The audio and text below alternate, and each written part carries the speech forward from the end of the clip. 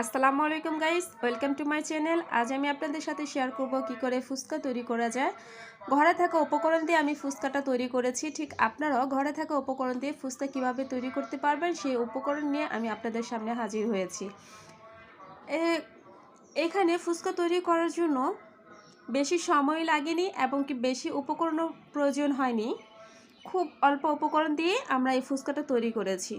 যারা কখনো রান্নাঘরে যাননি কিংবা কখনো ফুচকা তৈরি করতে পারেন না তারাও যদি আমার ভিডিওটা দেখেন অবশ্যই পারবেন। একবার দেখলে ফুচকাটা তৈরি করতে পারবেন। খুব সহজ ফুচকা তৈরি করার জন্য। যে যেখান থেকে আমার ভিডিওটা দেখছেন সবাইকে আমি শুভেচ্ছা জানাচ্ছি। যারা আমার চ্যানেলটা সাবস্ক্রাইব করেছেন সবাইকে আমি ধন্যবাদ জানাই। এই যে দেখুন, আমি খুব কাছ থেকে দেখাচ্ছি ফুচকাগুলো। এই যে দেখুন, আমার ফুচকাগুলো প্রতিটা ফুচকা কিন্তু ফুলেছে।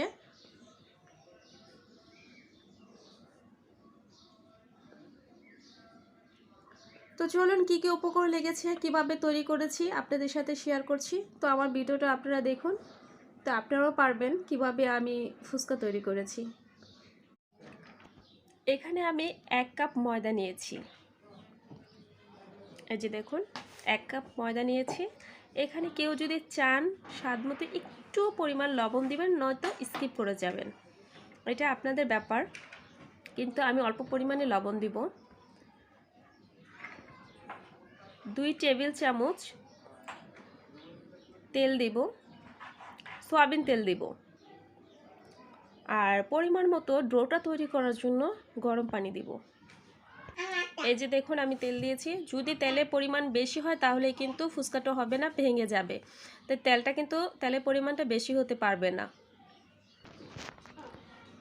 ডোটা তৈরি করার জন্য এই যে দেখুন,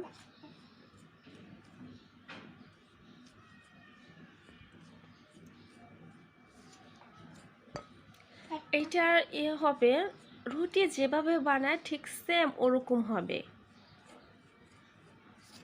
যে একটু একটু করে পানি দিবেন, কেননা সম্পূর্ণ পানি যদি একসাথে দিয়ে দেন তাহলে কিন্তু এটা ওরকম হবে না, খামিরটা কিন্তু ওরকম হবে না, তাহলে কিন্তু রুটি বেলা যাবে না। যে দেখুন, আমি অল্প অল্প করে পানি দিয়েছি।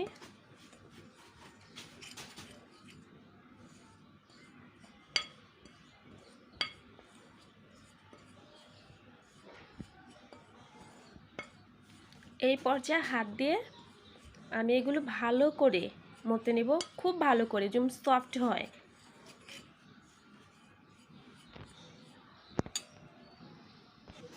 দেখুন আমারটা এমন হয়েছে। তারপর আস্তে আস্তে এটা যখন আমি গুলতে থাকব সেটা খুব সফট হয়ে যাবে। এই যে দেখুন, এখন এটা আধা ঘন্টার জন্য রেস্টে রেখে দেবেন। কারো যদি হাতে সময় না থাকে কমপক্ষে 15 মিনিট এটা রেস্টে রাখতে হবে, তাহলে কিন্তু এটা খুব সফট হবে। এই যে দেখুন, আমি আধা ঘন্টা পরে এসেছি। এই পর্যায়ে এখন আমি রুটি বেলে নেব। এই যে দেখুন, আমি তেল দিয়ে নিয়েছি খামিরের মধ্যে। এখন এটা আমি রুটি বানাবো। বেশি বড় সাইজ করব না, ছোট করে রুটি বানাবো। দেখুন, আমি এই সাইজ করে রুটিটা বানিয়েছি। এখন এটা রেখে দিব একটা পাত্রে। এখন ওই খামি দিয়ে আবার এই সাইজে একটা রুটি বানাবো।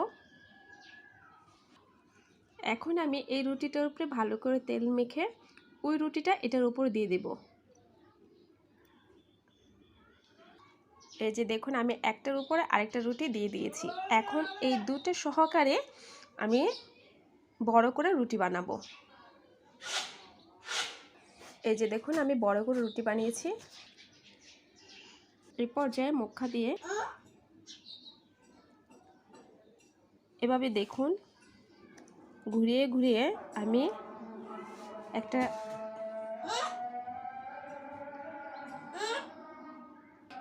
এই সাইজে কিন্তু ফুচকাগুলো বড় হবে। কেউ চাইলে ছোট নিতে পারেন, আর আমি এই সাইজে নিয়েছি, তার জন্য দেখুন বড় বড় ফুচকা হবে।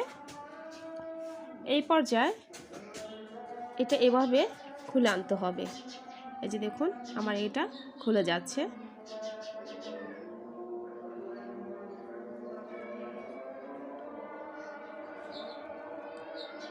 এভাবে এই যে কাটার সাইডটা এটা খুলে নিতে হবে। এই যে দেখুন আমি এগুলো তুলে ফেলেছি, আর এই যে ফুচকার সাইজগুলো আছে, এখন এটা তেলের উপরে ভেজে নেব। তো চলুন আমি কিভাবে ভাজি সেগুলো শেয়ার করছি। এই যে দেখুন কত সুন্দর ফুলে যাচ্ছে।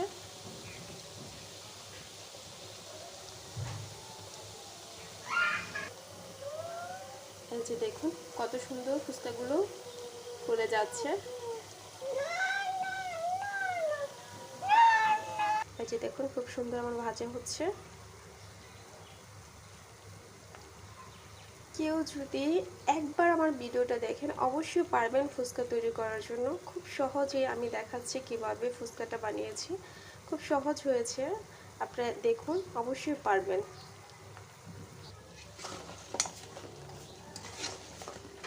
এভাবে একটু উল্টে দেবেন, না হলে কিন্তু পুড়ে যাবে।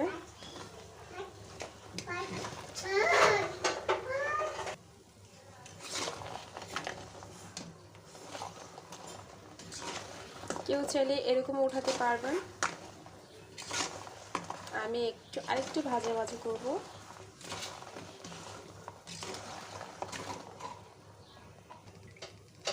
এই যে দেখুন আমার ভাজাটা হয়ে গেছে। এভাবে একটু ধরে রাখবেন, তাহলে তেলটা নিচে পড়ে যাবে, ঠিক আছে। আর ভাজার ক্ষেত্রে তেলটা কিন্তু গরম করে দিবেন, আর হলো যখন ভাজবেন তখন কিন্তু চুলার আঁচটা মিডিয়াম টু লো রাখবেন।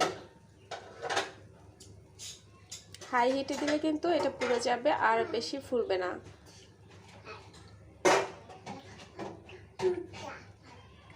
তো আমার এটা হয়ে গেছে, আমি তুলে ফেলছি। এই যে দেখুন আমার ভাজা কমপ্লিট হয়ে গেছে। খুব অল্প সময়ের মধ্যে আমি এটা ভেজে ফেলেছি। যারা ফুচকা বানাতে পারেন না তারা যদি আমার ভিডিওটা দেখেন খুব সহজেই কিন্তু আপনারা বানাতে পারবেন। তো প্লিজ আমার ভিডিওটা স্কিপ করে দেখবেন না, সম্পূর্ণ ভিডিওটা দেখবেন, তাহলে অতি সহজেই আপনারা কিন্তু পারবেন ফুচকা বানানোর জন্য।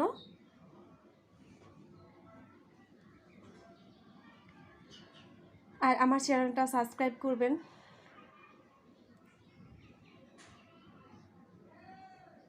নতুন কোনো ভিডিও নিয়ে আবার আসবো আপনাদের সামনে। আজকের মতো এখানেই বিদায়। আল্লাহ হাফেজ।